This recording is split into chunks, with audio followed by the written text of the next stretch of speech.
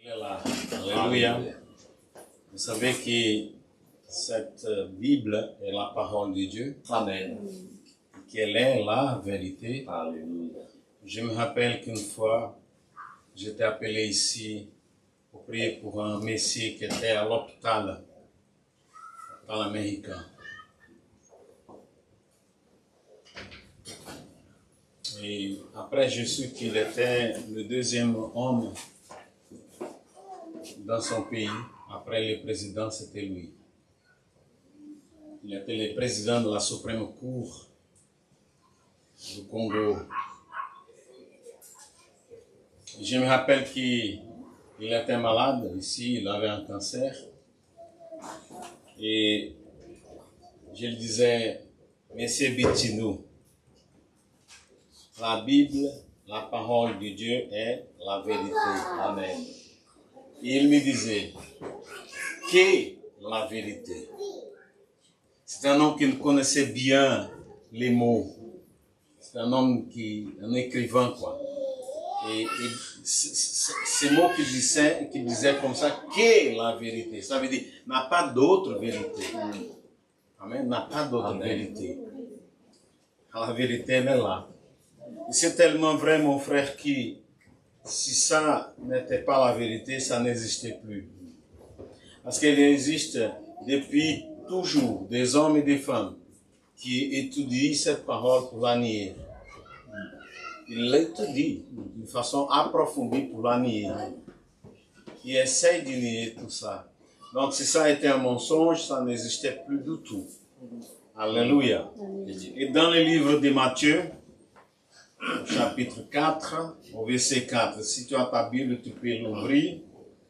Tu peux l'ouvrir aussi sur ton portable. Matthieu 4, 4. Alléluia. Alléluia.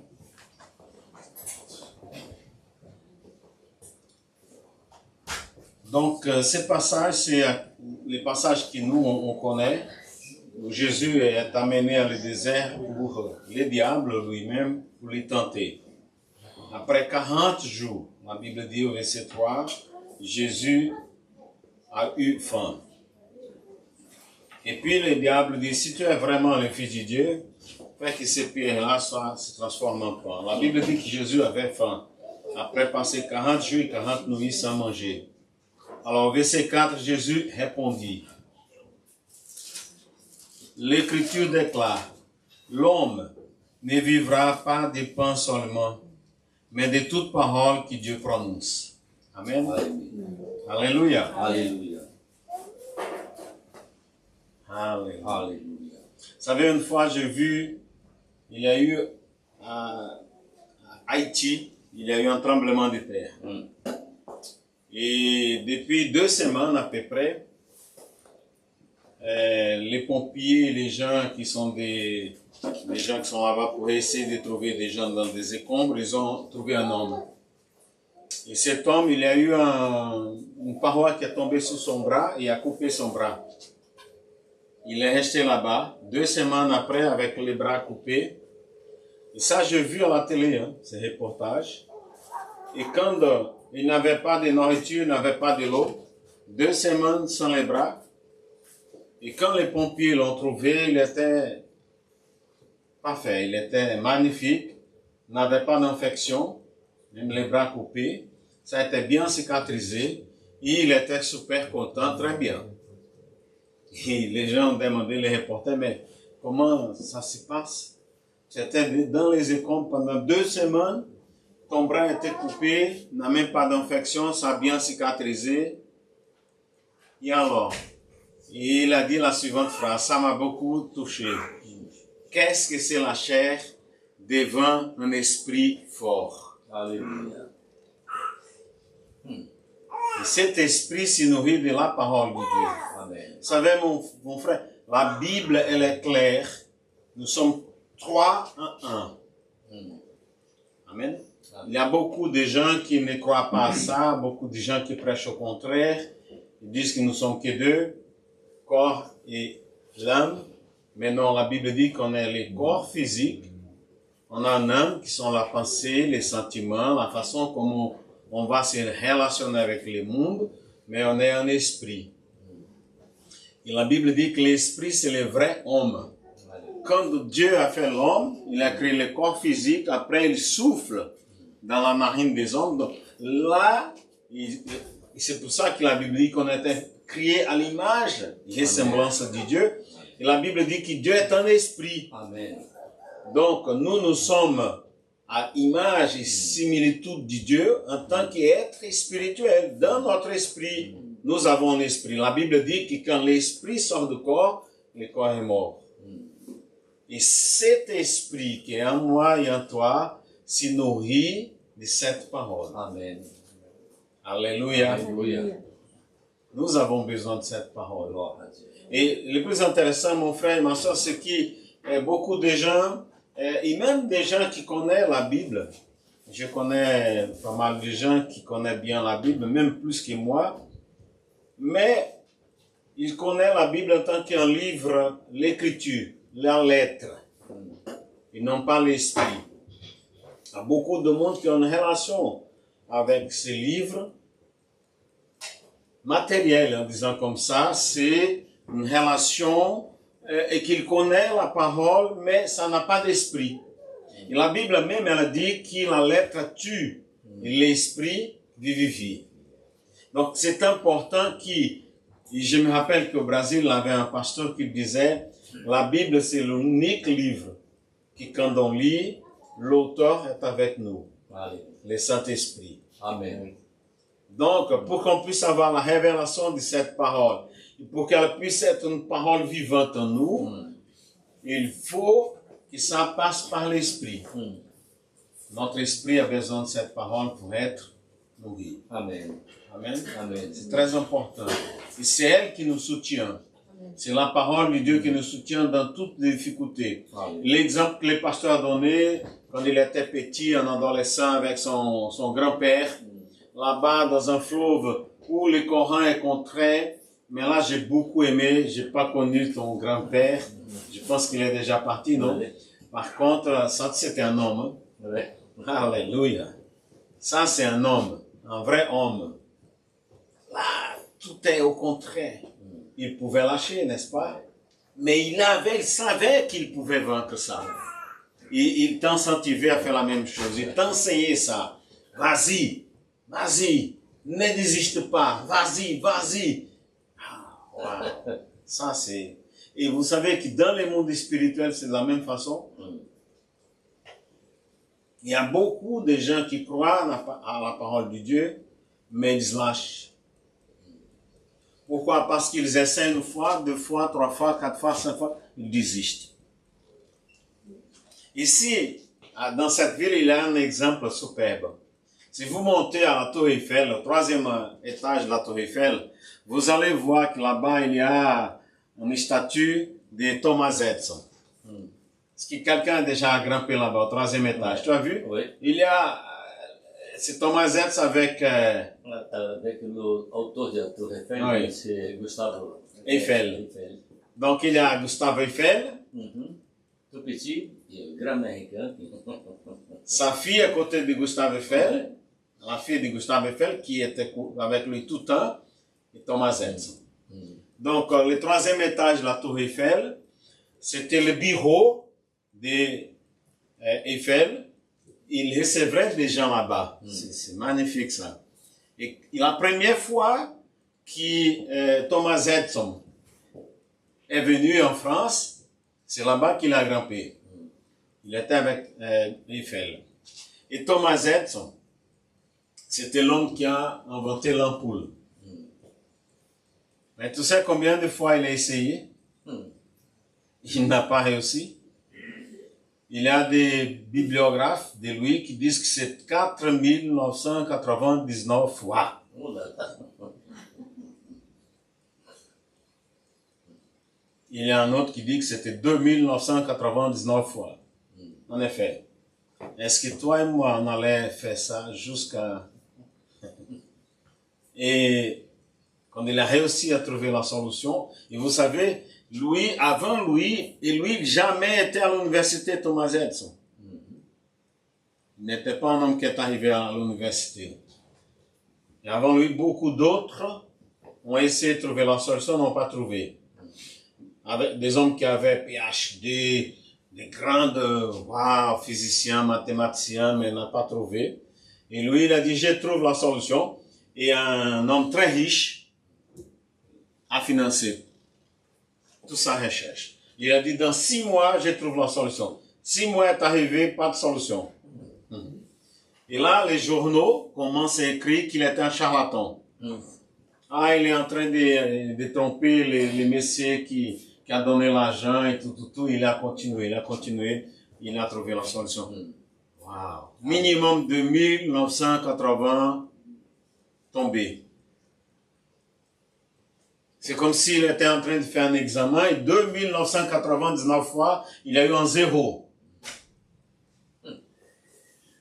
Et quand il a trouvé la solution, un reporter arrive, il dit, mais si tu n'avais pas trouvé la solution, il a dit au reporter, je n'étais pas là avec toi en train de perdre du temps, j'étais en train d'essayer encore davantage.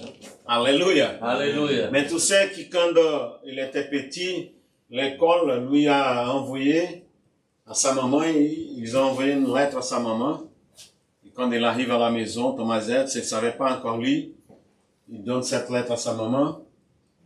Et sa maman lit, il dit, mais maman, qu'est-ce qu'ils ont écrit? Et il dit, non, les professeurs ont dit que tu es un génie. Et qu'ils ne vont plus t'éduquer parce qu'ils n'ont plus la possibilité de faire. Car tu es tellement, waouh. Et là, donc, c'est moi qui dois t'éduquer maintenant. Donc, c'était sa maman qui l'enseignait. Et sa maman, elle était très croyante. Il lisait la Bible tous les jours à lui. Donc, je suis certain que s'il a pris une chose de la Bible, c'est le verset qui dit « Tout est possible à celui qui croit ». Alléluia. Imaginez ça. Si quelqu'un vraiment croit ça, tout est possible à celui qui croit. Alléluia. Et c'est ça qu'il a mis en pratique.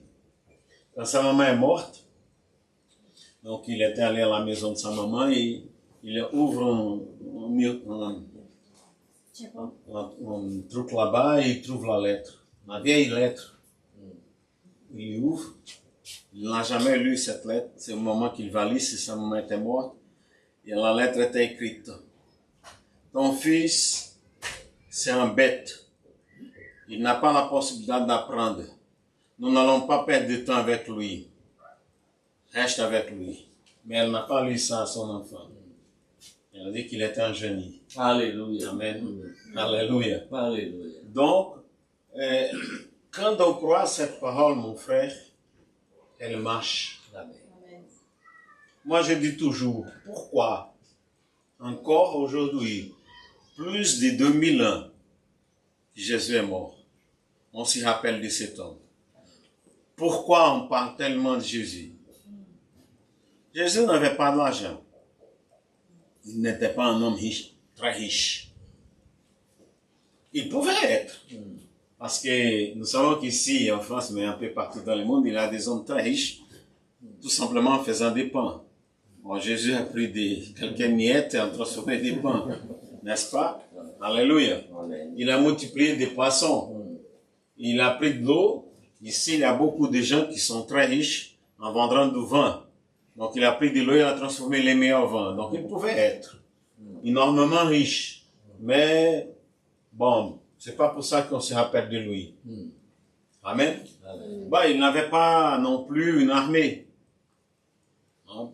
Pour qu'on puisse se rappeler de lui. Ah, il était un grand guerrier. Pas du tout. Il n'était pas un homme qui écrit. Jésus n'a rien écrit. L'unique chose que Jésus a écrit, que c'est écrit dans la Bible, c'était une phrase qu'il a écrite. Il l'a écrit sur les sables de la plage, mais on ne sait même pas qu'est-ce qu'il a écrit. Et combien de personnes de 7 ans jusqu'ici ont écrit des milliers de livres, on ne se rappelle même pas. Mais lui qui n'a rien écrit, on se rappelle. Mais tu peux dire, mais parce qu'il était crucifié. Ah bah, oui. Mais les jours qu'il était crucifié, les 2 autres qui ont été crucifiés avec lui, comment s'appelaient les autres 2? Donc, ce n'était pas parce qu'il était crucifié.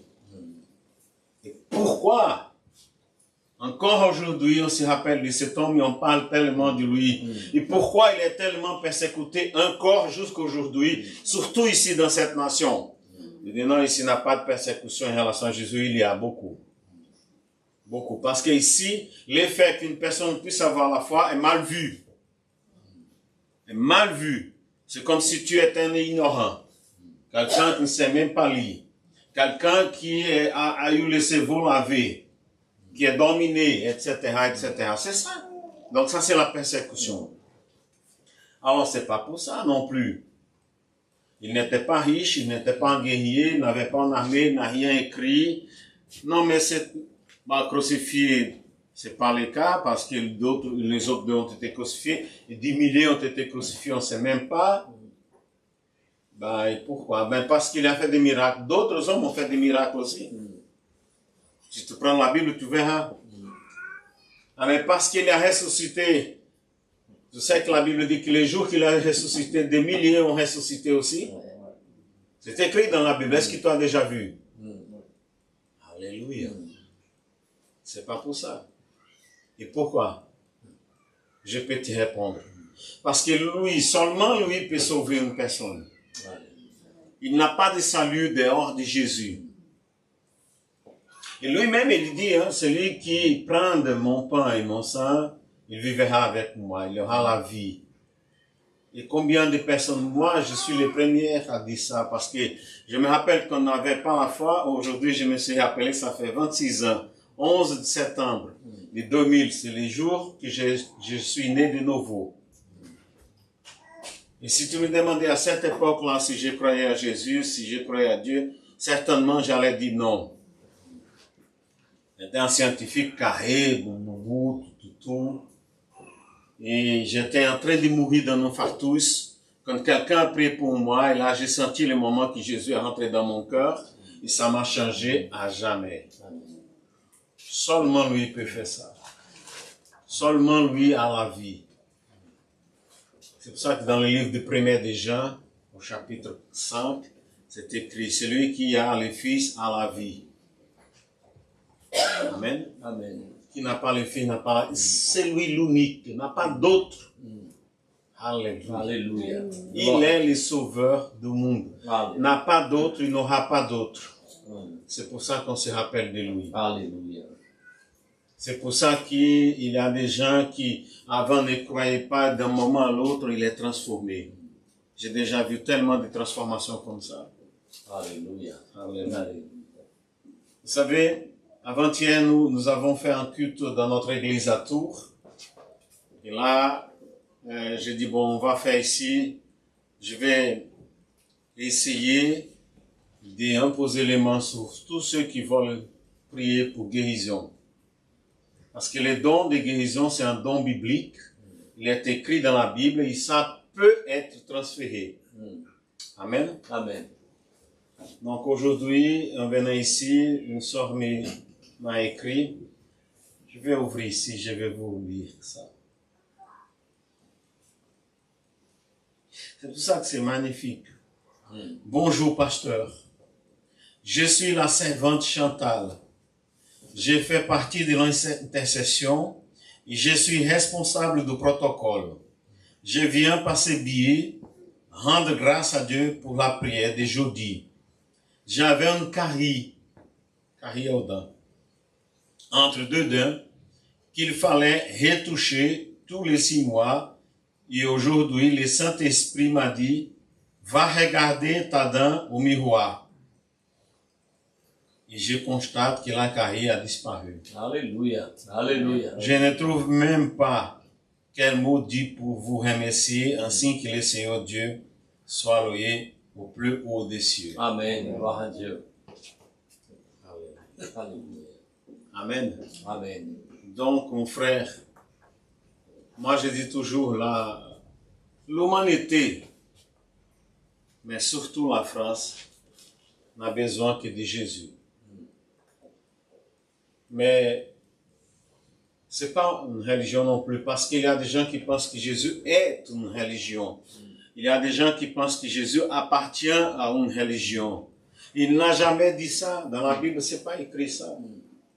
Il dit, je suis le Fils de Dieu, je suis la vie, je suis les chemins, je suis le pain de la vie, je suis la lumière, mais il n'a jamais dit qu'il était une religion. Amen. Amen. Donc Jésus, il est unique, il est le sauveur, et tous ont besoin de lui. Amen. Tous. Amen. Mais comment les gens qui n'ont pas Jésus peuvent connaître Jésus? À travers de moi et de toi. Amen. Amen. Et quelle est la meilleure façon pour qu'une personne qui n'a pas la foi puisse avoir la foi? La guérison, les miracles. Quand il reçoit un miracle, comme cette fille-là, t'imagines, elle souffrait avec ses dents à cahier. Elle dit qu'il dit 6 mois, il allait à un dentiste, mais ça ne réglait pas. Et d'un coup, avec une prière, le Saint-Esprit dit, ouvre ta bouche maintenant et regarde. N'avait plus rien. Tout était normal. Alléluia. Vous savez qu'une fois là-bas, au Verbe de la Vie central au Brésil, quand le Verbe de la Vie a commencé au Brésil, il y a eu un monsieur brésilien qui, moi j'étais au départ de ma vie, donc j'ai commencé à venir à l'église. Je n'avais pas encore la vraie foi. Et lui, il priait, il y avait des miracles. Et moi j'étais comme Thomas. Je dis, je vais regarder. Oui, j'allais même regarder comme ça. J'ai vu qu'il a prié pour des gens qui avaient les pieds droits comme ça. Il disait, au nom de Jésus, reviens au normal. Je veux avec mes yeux les pieds qui font la courbe. Normalement. J'ai vu une femme qui a prié, bon, je n'ai pas vu avant, hein, mais je ne crois pas que ça c'était un arnaque. Pas du tout. Parce qu'on sentait la présence de Dieu. Elle avait tous les dents carriées. Il a prié d'un coup, elle a ouvert la bouche. Ça a été filmé, photographié. Et moi, j'étais à côté, en train de voir. Tout était en heure. Alléluia. Amen. J'ai vu ça. Alléluia. Alléluia. Donc, comme il a des signes, parce que les signes, ces signes que la Bible parle, Jésus parle de ça. Ceux qui croient en moi feront des choses encore plus grandes que moi. Amen. Alléluia. Donc, des signes, des miracles, des guérisons, des délivrances des démons. Alléluia. Vous savez, il y a beaucoup de gens qui ont des démons. Et comment ils peuvent être délivrés? Un médecin ne peut pas. Un médecin ne peut pas délivrer une personne plein de démons. Il va mettre des médicaments et des choses comme ça, mais les démons, ils seront là-bas. Mais avec une simple prière de toi, il va être délivré. Alléluia. Si toi, la foi, vraiment, tu vas Alléluia. là-bas, tu pries pour quelqu'un qui a des démons. Vous savez, là-bas où j'habite à Tours, j'habite au 4e étage. Il y a devant, parce que là-bas où j'habite, dessus moi, il y a un supermarché, il y a une boulangerie, il y a une pharmacie, il y a beaucoup de commerces. C'est magnifique ça. Mais il y a beaucoup de gens qui arrivent là-bas pour boire, pour se bagarrer et tout. Donc, quelquefois, aujourd'hui même, il y avait... De ma varande, je commence à prier comme ça et ils partent, il ne faut pas rester. Et j'ai prié en silence. Ce n'est pas en train de prier pour qu'ils écoutent, mais les démons qui sont eux écoutent. Ils ne restent pas. Aucun. Alléluia. Alléluia. Je déclare la paix. Tu sais, là-bas, dans cet endroit aussi, parce que c'est un quartier sensible, vous savez, quand je suis arrivé en France, tout est magnifique vivre avec Jésus, quoi. C'est quelque chose de magnifique. Moi, comme a été dit ici, moi j'ai un travail qui me paie bien. Donc j'ai un niveau de salaire magnifique, gloire à Dieu, alléluia. J'ai travaillé beaucoup pour ça, gloire à Dieu. Donc je peux vivre bien. Alors, donc avant, quand je suis venu ici, je suis arrivé en 2007 à Tours. Donc j'ai marché presque toute la Tour à pied pour savoir où j'allais habiter. Et donc, j'avais l'argent pour payer n'importe où, un appartement, une maison. Bon, mais c'était ce quartier qui s'appelle Sanitas. C'est un quartier sensible. Il est mal vu, là-bas.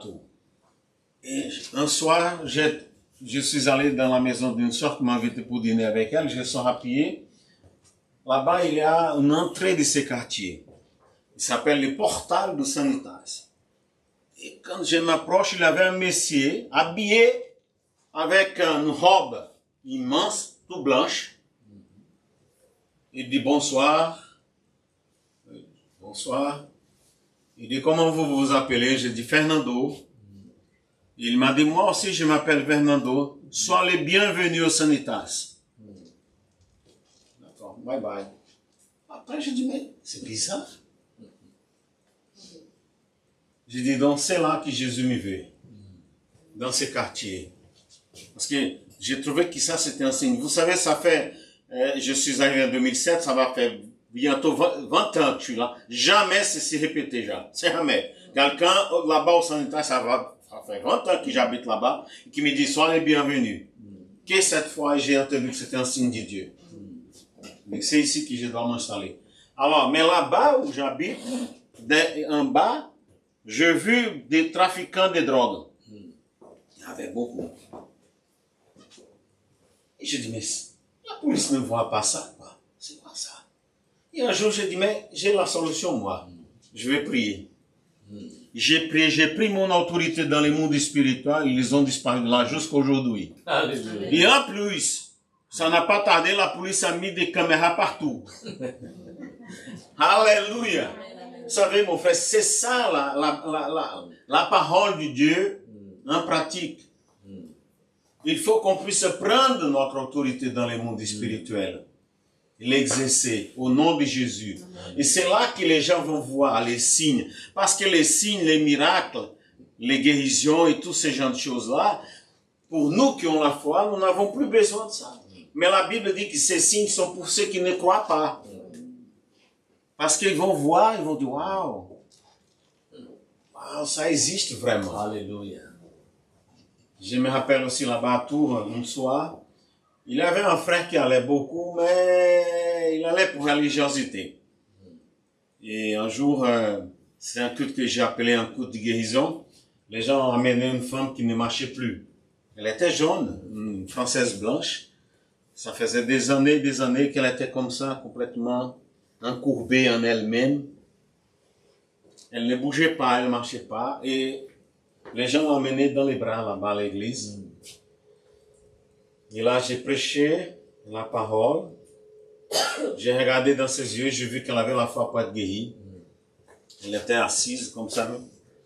Je dis, madame, au bout du moment que je vais prier pour vous, je vais donner un ordre, vous allez vous lever, vous allez marcher. Je dis, au nom de Jésus, lève-toi. Elle s'est levée tout de suite. Ça faisait des années qu'elle ne pouvait même pas bouger. Alléluia. J'ai pris ses mains. Je dis, marche avec moi. J'ai donné 3 pas comme ça. Elle a marché. J'ai pris ses mains parce que j'avais peur qu'elle tombe. Et puis, je puisse être accusé de provoquer des accidents. Mais quand j'ai vu ça, j'ai dit, cours au nom de Jésus. Je l'ai lâché, elle a commencé à courir dans l'église. Et ses frères, qui était un peu religieux, il a dit, j'ai entendu beaucoup parler des miracles. Je me rappelle toujours cette phrase. J'ai jamais avait vu un miracle online. Comme ça. Ça, il devait, parce qu'il est journaliste, ça devait être annoncé, quoi. Alléluia. Alléluia. Amen. Amen. Donc, c'est à moi et à toi de mettre cette parole en route. Toi et moi, on a cette puissance. Vous savez, l'unique chose que ce monde respecte, c'est là, le pouvoir. Si vous mettez devant ces bâtiments dans la rue là-bas, vous faites comme ça, là-bas où passent les voitures, les gens vont t'écraser. Tu peux aller là-bas, ils vont t'écraser. Mais si tu mets les vêtements d'un soldat, en gendarmerie, et tu fais comme ça, ils s'arrêtent. Parce qu'ils respectent l'autorité. Donc les gens ont besoin de voir cette autorité que la Bible nous donne en nous. Amen. En nation. Alléluia. Et c'est ça. Amen. Amen. Par contre, mon frère, il y a beaucoup de chrétiens qui désistent à cause des afflictions, à cause des problèmes, à cause de... Il ne faut pas désister. Alléluia. Alléluia. Il faut aller jusqu'au bout. Avec peur, avec des difficultés. Et essayer de voir qu'est-ce que tu es en train de parler. Parce que la Bible dit que les mots qui sortent de notre bouche ont des puissances de vie et de mort. Amen. Amen. Donc, toujours regarder ce que tu es en train de parler. Parce que la Bible dit que la bouche parle de ce que le corps est plein. Donc, si tu confesses avec ta bouche, ça veut dire que ton corps va suivre ce qu'il y a dedans déjà. Donc, regardez, nous, on doit, la Bible dit qu'on doit apporter à l'obéissance de Christ toute pensée. Toute ta pensée doit être accrochée à la pensée de Christ. Donc, si tu regardes, si tu vois, en aucun moment, le Christ dit que tu es une personne qui ne va pas réussir dans ta vie. Est-ce que c'est écrit ça dans la Bible? Non. En effet, il dit que nous sommes plus que... Allez. Alléluia. Donc, c'est ça qu'on doit vraiment s'accrocher et pratiquer. Amen. Amen. Ne lâche pas ta foi. Quelle que soit la persécution, quel que soit le problème, continue dans ta foi. Qu'elle soit simple, qu'elle soit petite, qu'elle soit grande, qu'elle soit complexe, n'importe quel genre de foi que tu as, la petite foi que tu as, elle est capable de mouvoir les choses, de changer de réalité et de voir des miracles. Amen. Alléluia. Et il faut aussi contempler tous les miracles qu'on a tous les jours. Moi-même, personnellement, je vais finir. Personnellement, si je vais dans un parc de diversion, il y a pour des enfants qui tournent très doucement. Si je monte dans un truc comme ça, après, ils sont un peu sous, quoi. Mais est-ce que tu sais qu'on est en train de tourner là, moi et toi, à 1700 km par heure? La Terre tourne à 1700 km par heure. Comme ça. Et on ne sait même pas. Est-ce que tu es en train de sentir que tu tournes à 1700 km par heure? Et en plus, elle tourne autour du Soleil à 107 000 km par heure. Comme ça. Autour du Soleil. Est-ce que tu es en train de sentir ça? Est-ce que les pierres, parce qu'il y a des pierres qui sont tenues un petit contact et elles restent là-bas sur une montagne. Est-ce que les pierres tombent pour ça? Non. Mais qui soutient tout ça? Pourquoi l'eau de la terre, elle ne s'en va pas? L'autre chose que je trouve fantastique, moi je pense, quelle que soit la position que tu puisses être dans la terre, soit au pôle nord, soit au pôle sud, soit de côté d'un autre, tu penses toujours que tu es de tête en haut. C'est magnifique, c'est un miracle ça. N'est-ce pas? Amen. Alléluia. Donc, il y a des miracles. Tu vois, moi, je contemple toujours la main de Dieu en tout. Là-bas, dans mon bâtiment, quand je rentre dans l'ascenseur, je dis, Seigneur, merci pour les hommes qui ont inventé ça. Parce que, imaginez, grimper, sortir, les fois que tu as besoin, monter, descendre 4 étages. Donc, pour moi, c'est un miracle. Pour moi, c'est un cadeau de Dieu. Donc, c'est comme ça qu'on est content tout le temps. Parce que, à chaque instant, on voit la main de Dieu en train de soutenir notre vie, mon frère. Et de nous soutenir, nous aussi. Alléluia. Et pourquoi, donc, dans cette nation, il y a tellement de gens tristes? Parce que cette nation est un paradis. Il ne peut pas avoir, je ne connais pas toute la terre, mais je suis certain qu'il ne peut pas avoir un pays meilleur que la France. Dans toute la terre. Il n'a pas. Alléluia. Alléluia. Dans toutes les choses que tu puisses penser, c'est les meilleurs, c'est la France. Nous, on est dans un pays merveilleux. Le Brésil, c'est magnifique. Le Brésil, c'est waouh. Mais la France, waouh, c'est encore beaucoup meilleur. Amen. Ce n'est pas parce qu'elle est plus riche. Parce qu'en effet, le Brésil, c'est beaucoup plus riche que la France. Amen. Amen. Bon. Mais pourquoi donc il y a tellement de gens tristes ici? Parce qu'ils n'ont pas la vie. Ils n'ont pas Jésus. Ils peuvent avoir tout l'or de la terre. Ils peuvent avoir tout. N'importe. Ici, là-bas, n'importe. Mais si tu n'as pas Jésus, tu n'as pas la vie. Et c'est à moi et à toi. Un jour, j'ai prié à Dieu, Seigneur, pourquoi pourquoi on n'a pas encore monté, papa? Parce qu'il dit qu'on va monter. Au moment qu'il va venir, il va amener son église. Il dit, je sais que le ciel est meilleur qu'ici. Pourquoi? Qu'est-ce qu'on est en train de faire ici, papa? Il m'a dit, pour amener les perdus à moi. L'unique rôle à moi et à toi et l'église d'être ici, c'est amener les perdus. Amen. À Jésus. Amen. Amen. Alléluia. Donc, prie pour les gens. Toutes les personnes qui te voient dans la rue, si tu ne peux rien faire pour lui, si tu ne peux pas lui donner une parole, mais tu peux déjà prier pour la libération de cette personne, pour qu'elle puisse connaître Jésus. Les drogués. Vous savez, le Verbe de la vie, il y a, c'est un missionnaire qui maintenant habite en Espagne, un Brésilien. Tu sais qu'est-ce qu'il était? Il est de Pará aussi, hein? De cette région de l'Amazonie, il est de là-bas. Il était un hippie. Hippie? Comment on dit en français? Hippie. Hippie, il était un hippie. Drogué. Il dit que les cigares qu'il prenait, c'est que comme ça.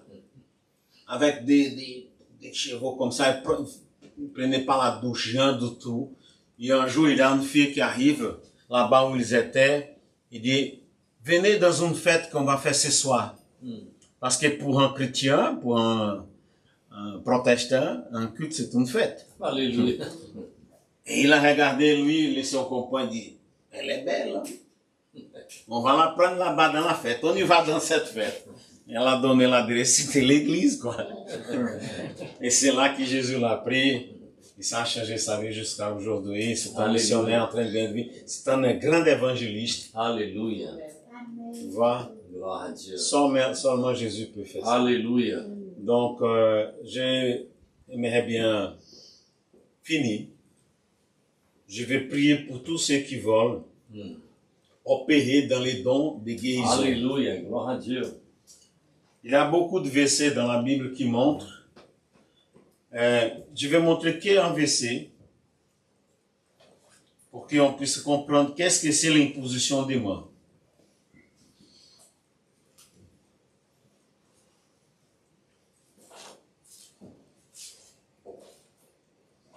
Tout d'abord, dans le livre de 1 de Corinthiens, chapitre 12, verset 31. 1 de Corinthiens 12, 31. Ici, ce verset dit qu'on doit désirer avec soin les meilleurs dons. Désirer avec soin les meilleurs dons. C'est une tradition, il y a d'autres traductions qui parlent un peu plus différent de ça, mais ça veut dire toujours la même chose. Donc la Bible nous conseille de désirer les meilleurs dons.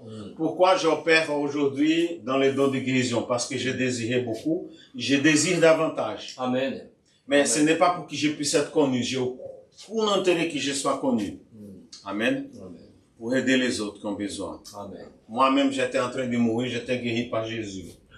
Alléluia. Alléluia. Donc, quand j'ai vu ces dons de guérison, je dis, je veux ça, Seigneur, pour moi, Amen. Alléluia. pour aider les autres.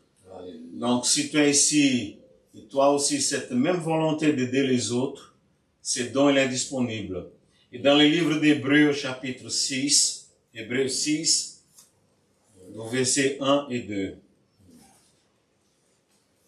Hébreux 6, versets 1, 2. Est-ce que tu peux lire, pasteur, s'il te plaît? Oui, je lis. Hébreux 6, versets 1 et 2. C'est pourquoi, laissant les éléments de la parole du Christ, tendons à ce qui est parfait, sans poser de nouveau le fondement du renoncement aux œuvres mortes, de la foi. Premier don, renoncement des œuvres mortes. Premier don. Deuxième, De la foi en Dieu, avoir la foi en Dieu. Deuxième chose, de la doctrine des baptêmes, doctrine du baptême. de l'imposition des mains, Imposition des mains. de la résurrection des morts Résurrection des morts et de jugement éternel. et jugement éternel. Les 6 piliers bases de la chrétienté. L'imposition des mains et des dents.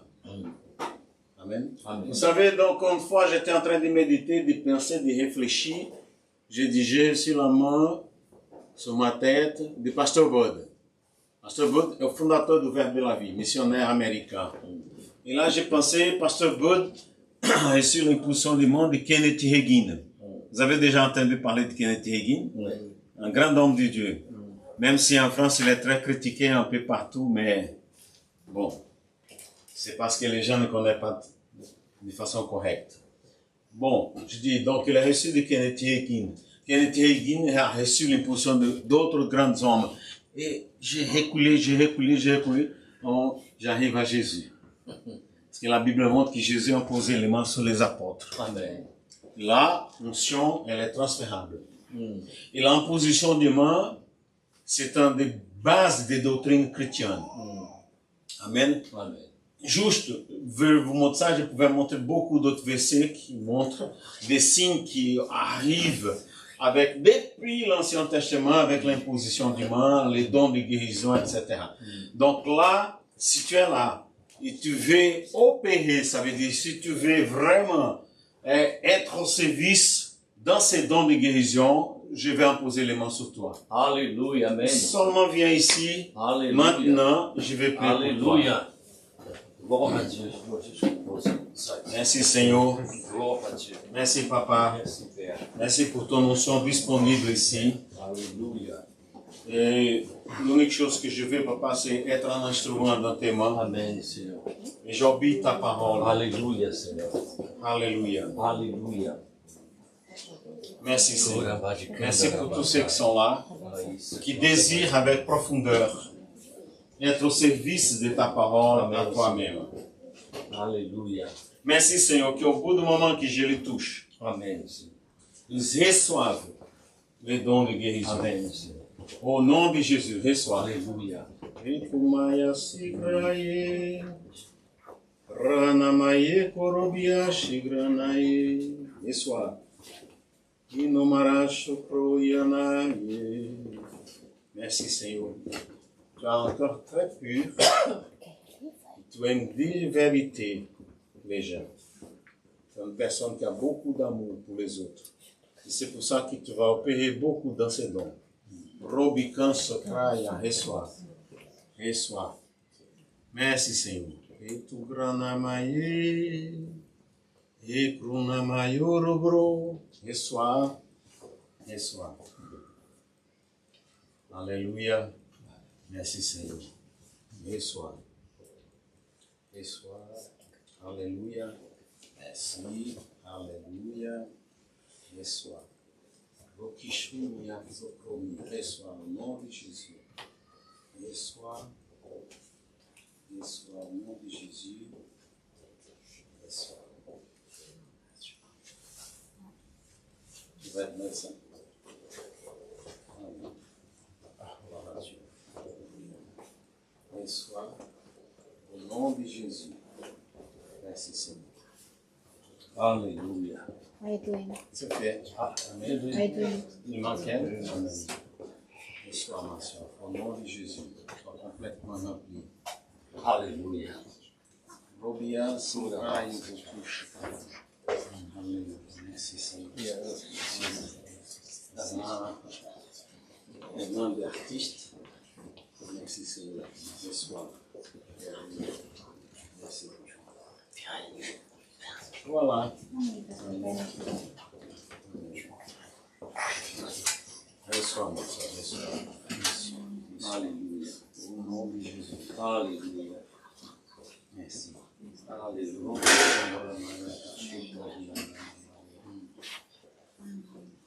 Alléluia. Merci Seigneur. Je reçois mon frère. Alléluia. Moi. Alléluia. Glória a Deus. Que privilégio. Amém. Merci Seigneur. Reçois mon frère. Reçois.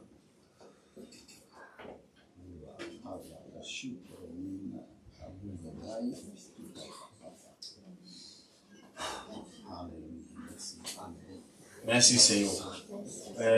Donc je vais finir en vous disant quelque chose parce que ça c'est important. Au bout du moment que vous commencez à prier pour des malades, vous allez voir beaucoup de guérison. Alléluia.